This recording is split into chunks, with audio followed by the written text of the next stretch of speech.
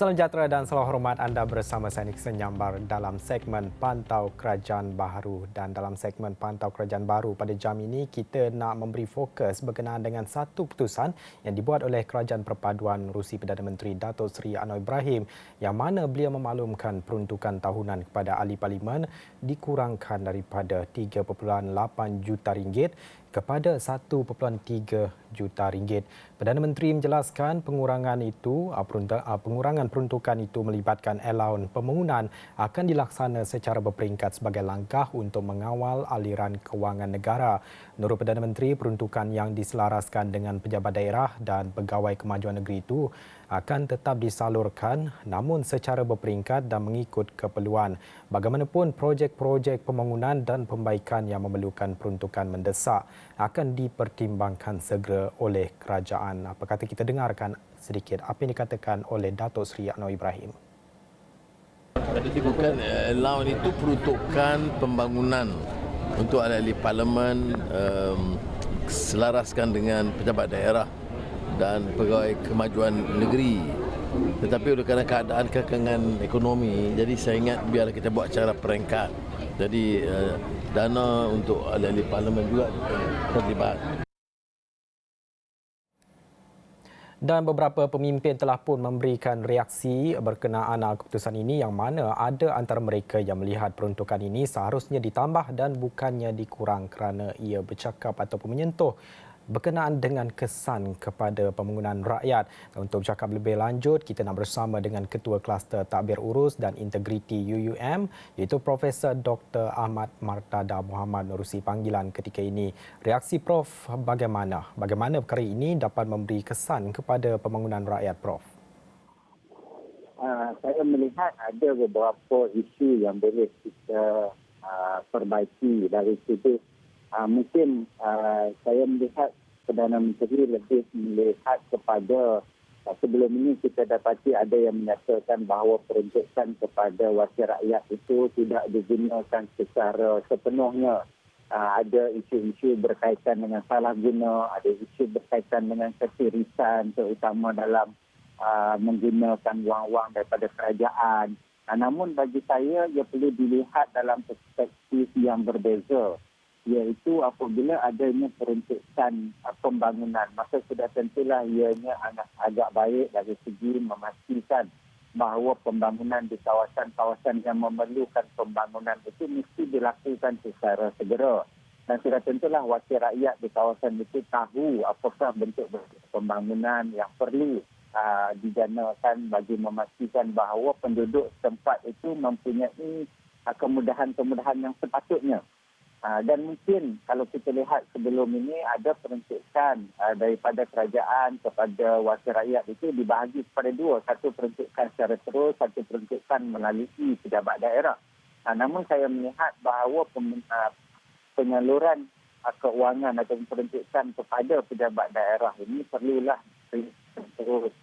dipotong kerana ianya sangat baik kerana kita melihat bahawa pejabat daerah sudah tentulah mempunyai isu-isu yang berkaitan dengan pembangunan yang perlu dilaksanakan dengan cepat mungkin. Dan dengan adanya penyelarasan oleh pejabat daerah sudah tentulah ianya akan membantu dari segi peruntukan itu dapat digunakan dengan sebaik yang mungkin. Jadi bagi saya inilah yang perlu kita lihat walaupun apa juga justifikasi bahawa mungkin dalam keadaan kegawasan ekonomi, kedudukan ekonomi negara dan kedudukan keuangan negara adalah tidak begitu baik. Namun walau bagaimanapun perlulah juga kita melihat bahawa dasar ini tidak dibuat secara sepenuhnya ataupun tidak dilaksanakan kepada semua wakil-wakil rakyat. Kerana masih ada kawasan-kawasan terutama di luar bandar yang sangat memerlukan kepada peruntukan. Walaupun Yang Amat Berhormat Perdana Menteri menyatakan bahawa ianya akan berdasarkan kepada permintaan, namun kita dapati kawasan-kawasan luar bandar masih lagi memerlukan pelbagai kemudahan, terutama kemudahan-kemudahan asas. Jadi sebab itu bagi saya mungkin suatu dasar sebegini tidak boleh dilakukan secara blanket kepada semua wakil-wakil rakyat. Mungkin ianya boleh dilihat secara lebih teliti memastikan bahawa tidak semua kawasan-kawasan itu akan ditarik balik ataupun dikurangkan peruntukan. Dan saya melihat dalam konteks ini mungkin kawasan-kawasan yang memerlukan kepada pembangunan-pembangunan segera, maka peruntukan kepada wakil-wakil rakyat itu tidaklah dikurangkan. Walau bagaimanapun mungkin ada kawasan-kawasan di mana wakil-wakil rakyat yang mewakili kawasan tersebut tidak sangat memerlukan dana-dana untuk pembangunan. Jadi yang inilah bagi saya, walaupun kita melihat pada asasnya Yang Amat Berhormat Perdana Menteri menyatakan bahawa ia berkait dengan kedudukan keuangan negara, namun walau bagaimanapun saya melihat ianya perlu juga disalurkan kepada wakil-wakil rakyat di kawasan-kawasan yang sangat-sangat memerlukan kepada pembangunan fizikal, terutama kawasan-kawasan di luar bandar. Kalau kita lihat di Kedah, di Kelantan, di Terengganu, di Sabah, Sarawak, Pahang dan sebagainya. Jadi ini kawasan-kawasan yang kita lihat masih lagi mundur dari segi pembangunan fizikal, dan kawasan-kawasan ini perlu diberikan perhatian bagi memastikan bahawa arus pembangunan tetap berlaku di kawasan tersebut. Kerana jika ianya tidak diberikan perhatian, maka saya bimbang jurang di antara bandar dan juga luar bandar, terutama kawasan-kawasan yang miskin, akan menjadi semakin lebar. Jadi bagi saya ini perlu difikirkan, terutama peruntukan pembangunan kepada kawasan-kawasan yang perlu kepada pembangunan terutama kawasan luar bandar. Dan kita mengambil kira apa yang dibuat oleh Kerajaan Perpaduan ini, keputusan yang diambil untuk mengurangkan peruntukan ini, satu gap yang besar sebenarnya kalau kita lihat daripada tahun-tahun sebelumnya ataupun tahun selepas. Sebelum ini itu 3.8 juta ringgit kepada 1.3 juta ringgit. Namun mengulas berkenaan dengan apa yang dikatakan oleh Kerajaan Perpaduan Perdana Menteri Datuk Seri Anwar Ibrahim ini, Menteri Komunikasi dan Digital Fahmi Fadzil berkata setiap ahli parlimen mungkin boleh mengamalkan sikap berhemah selain memaksimumkan segala sumber yang ada untuk menyantuni keperluan rakyat di kawasan masing-masing di sebalik pengurangan peruntukan kerajaan kepada mereka. Katanya mungkin mereka boleh berusaha untuk mendapatkan bantuan yang menerusi program tanggungjawab sosial korporat CSR daripada rakan-rakan korporat mereka. Apa pandangan Prof dalam hal ini? Ya, memang kita lihat itu boleh dilaksanakan, terutama dengan meminta korporat-korporat untuk memberikan bantuan dan sumbangan melalui CSR. Namun walau bagaimanapun, tidak semua. Kalau kita bercakap dari sudut 222 kawasan parlimen, sudah tentulah agak sukar untuk korporat-korporat itu menyalurkan bantuan kepada semua kawasan-kawasan, dan kita juga lihat ada kawasan-kawasan yang memerlukan pembangunan yang berbeza. Kerana kalau kita lihat dari segi CSR, ini tidak semuanya melibatkan kepada pembangunan-pembangunan yang penting. Jadi di sinilah bagi saya, itu satu idea yang baik dengan melibatkan korporat-korporat untuk membantu kawasan-kawasan terutama CSR. Namun walau bagaimanapun saya melihat ianya tidaklah boleh dilakukan secara sepenuhnya, dan setakat ini pun kalau kita lihat memang ada korporat yang turut sama memainkan peranan, tetapi skala yang digunakan ataupun yang diberikan oleh korporat itu tidaklah begitu besar. Kadang-kadang ianya mungkin hanya bersifat membantu dari segi kemudahan sahaja. Jadi sebab itulah bagi saya perlunya ada komitmen juga daripada kerajaan berkaitan dengan penerusan sumbangan terutama peruntukan pembangunan. Kerana kita lihat kalau Menteri Komunikasi juga menyebut dari sudut sumbangan daripada CSR. Namun kalau kita melihat kepada data negara yang sehadapan untuk menjadikan digital sebagai satu pemacu pembangunan ekonomi negara, maka sudah tentulah kita memerlukan kepada peruntukan pembangunan yang wajarnya bagi memastikan kawasan-kawasan kita juga dilengkapi dengan pelbagai kemudahan teknologi. Yang ini juga kemudahan ini memakan belanja yang cukup besar. Namun kita dapati korporat masih sebenarnya sangat kurang memainkan peranan mereka dalam membantu kerajaan. Jadi bagi saya kalau itu ingin dilakukan, maka korporat-korporat perlu mengambil tanggungjawabnya lebih besar, bukan setakat hanya menyediakan CSR dari sudut skala yang kecil semata-mata. Jadi bagi saya seperti yang saya katakan pada awal tadi, maknanya pengurangan itu tidaklah perlu dilakukan secara across the board. Mungkin ada kawasan-kawasan yang perlu diteruskan.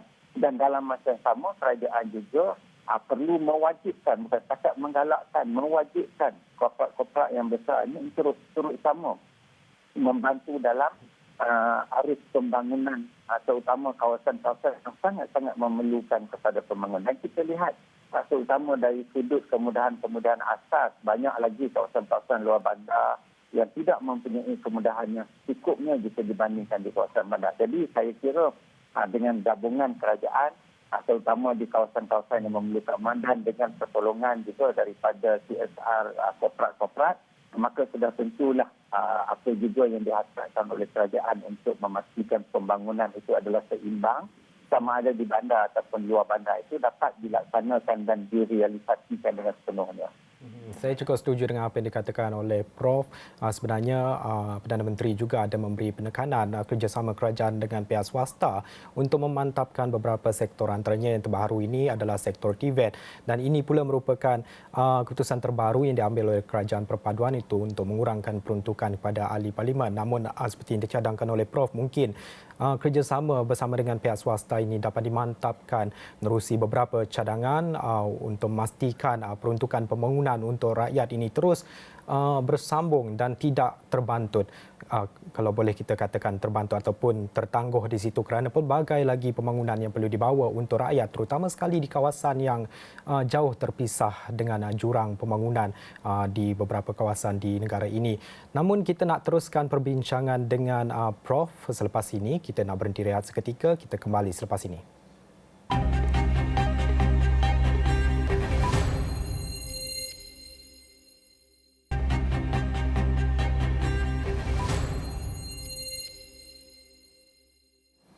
Bertemu semula dalam segmen Pantau Kerajaan Baharu. Kita masih lagi bercakap dengan keputusan kerajaan yang mengambil keputusan untuk mengurangkan peruntukan pembangunan kepada setiap ahli parlimen, dan dalam pada itu mestinya keputusan ini mendapat reaksi pelbagai pemimpin, dan antaranya adalah ahli parlimen yang mana ahli parlimen Ipoh Timur Howard Lee Chuan Hao berkata ini peruntukan ini amat diperlukan terutama bagi keperluan mendesak dalam naik taraf infrastruktur yang daif seperti jalan raya, sekolah, rumah dan sebagainya. Semestinya memberi kesan kepada mereka untuk membantu kebajikan rakyat di sini. Katanya keputusan kerajaan dalam mengurangkan peruntukan pembangunan ahli parlimen dikuatiri akan memberi kesan kepada pembangunan dan kebajikan rakyat termiskin di kawasan-kawasan yang diwakili. Kita dengarkan apa kata beliau. Katanya beliau berharap perkara itu dapat dibawa ke persidangan parlimen yang akan datang agar ia dibincang dan dilihat semula demi kepentingan rakyat di peringkat akar umbi. Katanya lagi, walaupun kerajaan memberi jaminan untuk mempertimbangkan penyaluran peruntukan segera bagi projek-projek mendesak, namun ia dikuatiri akan memakan masa yang lama untuk diluluskan. Cuma yang saya khawatir sekiranya ia bukan melalui institusi yang paling dekat dengan rakyat iaitu wakil rakyat, perkara itu mungkin akan melengahkan atau melambatkan proses pelaksanaan dan penyampaian. Jadi walau bagaimanapun parlimen bakal bersidang, suara yang hujah dan mesej yang saya sampaikan tadi pastinya akan berulang-ulang dalam parlimen, dan harap-harap kita akan mencapai satu keadaan yang boleh mengawal atau membantu mengawal keadaan kewangan negara seperti yang dicanangkan oleh Yang Amat Berhormat Perdana Menteri, dan juga tidak membawa kegusaran atau kesusahan di peringkat akar umbi, baik untuk maksud kebajikan rakyat yang termiskin maupun bagi menaikkan taraf sedikit sebanyak infrastruktur macam misalnya pendidikan, balai polis, jambatan, longkang dan taman-taman seperti ini. Beliau berkata demikian ketika ditemui Astro Awani pada majlis sambutan Tahun Baru Cina di Taman Pinggir Sungai Pinji pada Sabtu. Sementara itu, ahli Parlimen Kota Belud Isna Raisah Munirah Majlis mempersoalkan tindakan Kerajaan Perpaduan mengurangkan peruntukan pembangunan kepada ahli Parlimen daripada 3.8 juta ringgit kepada 1.3 juta ringgit. Jelas beliau pemotongan itu bukan satu permulaan yang baik dalam usaha Kerajaan Perpaduan yang bertekad merapatkan jurang pembangunan dan ekonomi antara tiga wilayah di Malaysia seperti yang termaktub dalam Perjanjian Malaysia 1963 MA 63. Mengambil kira saiz keluasan parlimen yang jauh lebih besar di Sabah dan Sarawak, beliau berkata peruntukan kerajaan perlu dikekalkan, malah wajar ditambah bagi mengatasi masalah kedaifan dan kemiskinan rakyat. Tegasnya, peruntukan kebajikan rakyat yang selama ini dijadikan platform untuk membela nasib rakyat tidak patut dikorbankan. Peruntukan yang dipertanggungjawabkan kepada ahli parlimen digunakan bagi membantu menyelesaikan masalah rakyat di kawasan dan bukannya untuk tujuan peribadi. Berbeza dengan bantuan-bantuan semasa yang disediakan oleh kerajaan, Isna Raisah berkata peruntukan ahli parlimen juga mengurangkan karenah birokrasi yang menyulitkan. Justru Ketua Wirawati Parti Warisan itu berharap Perdana Menteri Datuk Seri Anwar Ibrahim mempertimbangkan semula keputusan yang dibuat. Baik, kita masih lagi bersama dengan Profesor Dr. Ahmad Martada Mohamad, itu Ketua Kluster Tadbir Urus dan Integriti UUM di talian ketika ini. Dan kita melihat, Prof, kalau kita nak sambung perbincangan kita sebentar tadi, peruntukan ini adalah merupakan peruntukan tahunan dan semestinya boleh berubah untuk tahun hadapan. Adakah Prof melihat penjimatan ini sebagai tindakan bijak, terutama sekali dalam mengawal aliran keluar kewangan negara di sebalik isu dan cabaran ekonomi semasa yang kita tahu menghadapi rakyat ketika ini untuk tempoh jangka panjang pula, bagaimana Prof? Ya, memang kalau kita lihat pada justifikasi Amat Berhormat Perdana Menteri, beliau ingin memastikan bahawa perbelanjaan negara dilakukan secara berhemah. Memang itu adalah satu cara yang sangat baik, terutama mengambil kira kedudukan ekonomi negara kita. Walau bagaimanapun, saya juga melihat bahawa dalam melakukan dasar sebegini, pemotongan kepada peruntukan pembangunan, maka seperti yang saya katakan, ia tidaklah perlu dilakukan secara keseluruhan. Perlu dilihat dari segi konteks, di mana kawasan seperti mana kita lihat wakil rakyat daripada Sabah dan Sarawak juga menyatakan bahawa keperluan kepada peruntukan ini adalah sangat kritikal, mengambil kira bahawa pembangunan digital di Sabah dan Sarawak masih lagi jauh ketinggalan jika dibandingkan dengan pembangunan digital di Semenanjung. Dan sebab itulah saya kira peruntukan pembangunan ini, walaupun kita pelaksanaan awalnya adalah untuk memastikan bahawa dia disalurkan untuk tujuan pembangunan, namun mungkin ada sebelum ini di mana peruntukan ini tidak digunakan dengan sebaik yang mungkin, ataupun ada ketirisan yang berlaku ketika mana peruntukan itu disalurkan. Namun walau bagaimanapun, ini boleh ditangani melalui pengurusan yang lebih ketat, terutama jika sekiranya peruntukan ini disalurkan kepada agensi-agensi yang boleh memantau dari segi bagaimana peruntukan itu boleh digunakan ataupun boleh disalurkan. Jadi bagi saya, ya, kita faham bahawa Yang Berhormat Perdana Menteri memikirkan dari segi perbelanjaan yang berhemah dalam kedudukan ekonomi negara yang tidak begitu baik, dan dalam usaha kerajaan untuk memastikan pembangunan itu dapat dilaksanakan dan peruntukan itu akan di-channelkan kepada perkara-perkara yang sangat perlu. Walau bagaimanapun saya masih melihat bahawa kita tidak mahu bahawa apabila peruntukan ini dikurangkan, ia akan memberikan kesan dan tekanan kepada masyarakat di luar bandar yang masih lagi memerlukan.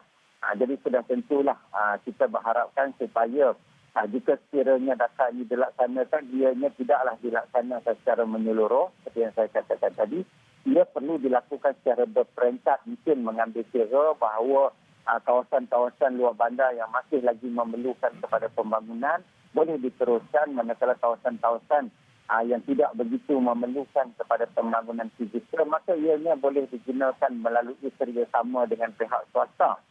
Jadi kita juga melihat bahawa kita tidak mahu, walaupun ada wakil rakyat yang menyatakan bahawa mereka masih lagi memerlukan terutama di kawasan-kawasan bandar, namun saya kira kawasan bandar walau bagaimanapun masih mempunyai kemudahan-kemudahan yang jauh lebih baik daripada kawasan-kawasan luar bandar yang sangat-sangat memerlukan, terutama kepada kemudahan-kemudahan asas seperti sekolah, kita lihat balai polis, dan kemudahan-kemudahan lain yang sangat diperlukan oleh masyarakat luar bandar. Jadi saya berharap supaya walaupun justifikasi kepada pelaksanaan dasar ini adalah baik, bagi memastikan bahawa pembangunan dan wang kerajaan itu dapat digunakan secara berhemah.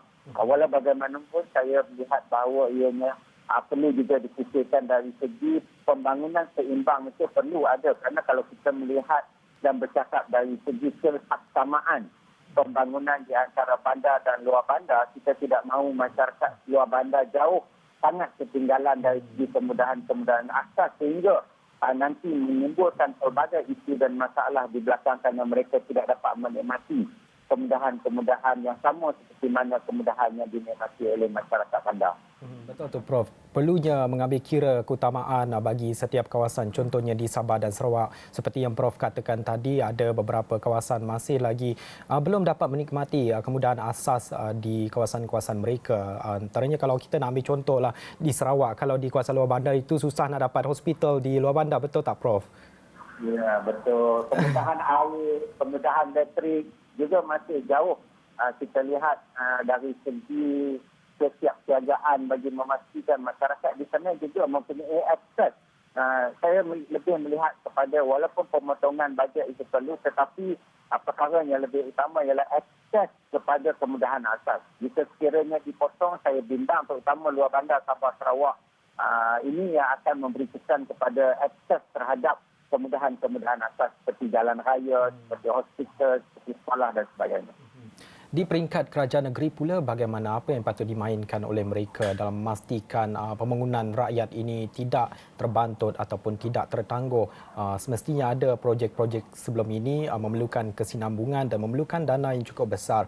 Bagaimana pula dengan peranan yang dapat dimainkan oleh kerajaan negeri, Prof? Ya, memang kita melihat bahawa dari sudut pembangunan sebelum ini memang ada koordinasi daripada kerajaan persekutuan dan juga kerajaan negeri. Namun saya juga melihat bahawa dalam aspek pembangunan, dia juga bergantung kepada sejauh mana pendapatan bagi sesebuah negeri tersebut. Jika negeri itu kaya misalnya dengan hasil-hasil yang ada di negeri tersebut, maka sudah tentulah ia mampu untuk melaksanakan apa juga pembangunan-pembangunan yang difikirkan sesuai untuk penduduk di negeri tersebut. Namun ada negeri-negeri yang tidak mempunyai sumber keuangan yang sangat baik, yang masih lagi memerlukan bantuan dan juga geran daripada kerajaan persekutuan untuk tujuan pembangunan. Jadi di sinilah bagi saya kenapa pentingnya saluran ataupun penyaluran peruntukan pembangunan itu daripada persekutuan melalui wakil-wakil rakyat. Kerana ini adalah sebagai salah satu usaha kerajaan melalui wakil rakyat yang melalui peruntukan yang diberikan daripada kerajaan persekutuan. Maka dengan adanya peruntukan ini, maka wakil-wakil rakyat itu juga boleh memberikan perhatian kepada pembangunan-pembangunan yang mungkin tidak dapat dilakukan oleh kerajaan-kerajaan negeri. Kerana kita tahu, walaupun kita nakkan bahawa kerajaan negeri memikirkan berkaitan dengan pembangunan-pembangunan di kawasan mereka, terutama di daerah-daerah luar bandar yang masih lagi memerlukan kemudahan asas. Namun kita juga perlu faham bahawa tekanan keuangan itu kadang-kadang menyebabkan peruntukan kepada pembangunan itu tidak dapat diberikan secara jumlah yang besar berbanding daripada kerajaan negeri yang mempunyai pendapatan yang sangat tinggi. Jadi di sinilah bagi saya perlu kita meneliti aspek walaupun penyelarasan di antara kerajaan persekutuan dan kerajaan negeri itu sentiasa ada, terutama dari segi pembangunan-pembangunan di kawasan-kawasan tempat. Namun ianya banyak dikaitkan dengan sejauh mana sesebuah negeri itu mempunyai pendapatan mereka. Jadi sudah tentulah kalau kita melihat kepada negeri-negeri yang ada di dalam Malaysia ini, negeri-negeri yang miskin kebanyakannya dari segi pembangunan fizikal adalah jauh ke belakang jika dibandingkan dengan negeri-negeri yang mempunyai sumber pendapatan yang sangat tinggi. Seperti kalau kita lihat Selangor, Johor, wilayah persekutuan ini, dari segi pembangunan fizikal, kemudahan-kemudahan asas memang cukup. Namun kalau kita melihat 5 negeri yang termiskin di dalam negara kita, rasa-rasanya kita lihat bahawa negeri-negeri ini tidak mempunyai sumber keuangan yang besar untuk membantu memacu pembangunan fizikal di negeri-negeri tersebut. Jadi sebab itulah kita lihat bahawa pendapatan negeri juga boleh dikaitkan dengan pelbagai aspek, terutama kemudahan-kemudahan yang perlu disalurkan kepada masyarakat setempat. Jadi sebab itulah saya melihat bahawa mungkin peruntukan keuangan tadi mungkin boleh diteruskan kepada negeri-negeri yang boleh kita anggap mempunyai dari segi rasionya tahap kemiskinan penduduk yang agak tinggi berbanding di negeri lain.